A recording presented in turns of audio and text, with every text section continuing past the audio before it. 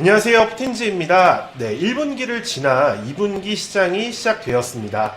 시장 분위기도 좀 나쁘지 않았는데요. 이제는 어디에 주목을 해야 할지, 어떤 시각으로 시장을 바라보면 좋을지 알아보는 시간 갖도록 하겠습니다. 먼저 미 증시부터 간략하게 좀 살펴보겠습니다. 미국 국채금리는 계속해서 상승을 하지만 이제는 면역력을 갖춰 더 이상 민감하게 반응하지 않고 있습니다.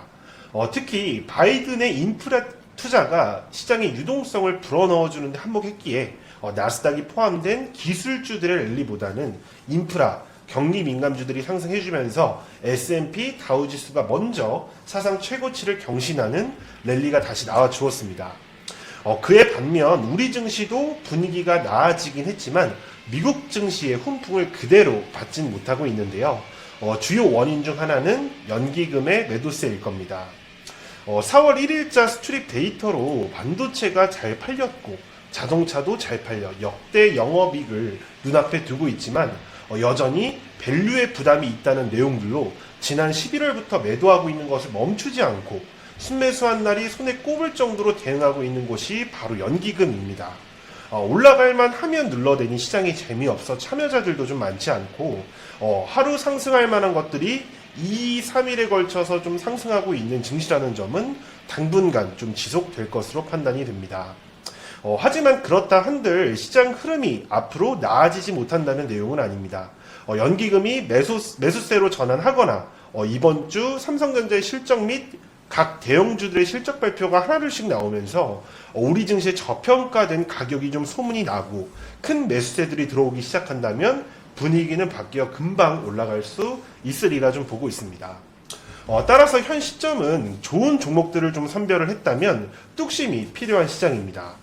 특히 반도체 종목들은 이미 공장은 풀가동, 그리고 영업이익이 70%가 넘는 곳이 수두룩할 거라는 전망들이 들려오고 있으니 당연히 좀 담아가야 하는 섹터 중 하나며 완성차, 자동차 부품주들 역시도 이번 실적 시즌에 반도체와 함께 양대 산맥을 이루는 숫자를 좀 발표할 수 있으니 계속해서 예의주시할 필요가 있습니다. 이 부분은 유료방을 통해 자주 언급을 해드렸고 실제로 청산할 것들은 청산하고 추가로 가져가야 할 것들은 다시 매수를 했으니 신호를 잘 따라와 주시면 되겠습니다. 또한 이번 주 주요 이슈 중 하나인 보궐선거를 빼놓지 않을 수가 없는데요. 4월 7일 오후 8시면 투표가 좀 종료되고 서울 부장시장이 결정이 됩니다.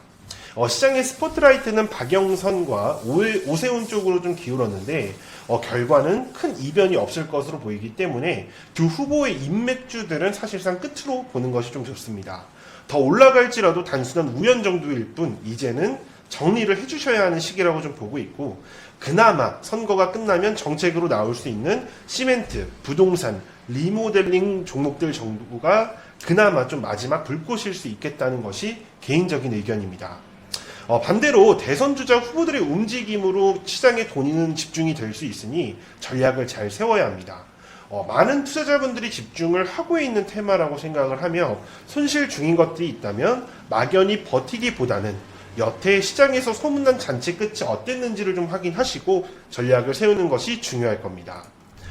추가적으로 1분기 실적 발표 일정이 무엇이고 무엇을 준비해야 하는지 그리고 NFT 관련해서 코인과 블록체인 그리고 디지털 화폐의 향방은 어떻게 될 것인지 그리고 이번 주 수요일 FOMC 회의에서 파월의 발언으로 시장은 국채금리 요동을 견딜 수 있을 것인지에 대한 세부적인 일정과 움직임에 대해서는 유료방을 통해서 계속해서 좀 언급을 해드릴 예정이니 일정이 있다 정도로만 좀 기억을 해주시고 오늘 언급해드린 4월 시장은 우리 증시의 저평가가 해석이 될 것인지 그리고 반도체 완성차 종목들은 무엇이 먼저 움직임이 좀 나와줄 것인지 마지막으로 정치 테마는 어떻게 바라봐야 할 것인지를 정도만 좀 기억을 해주시면 되겠습니다. 이상 푸틴즈였습니다.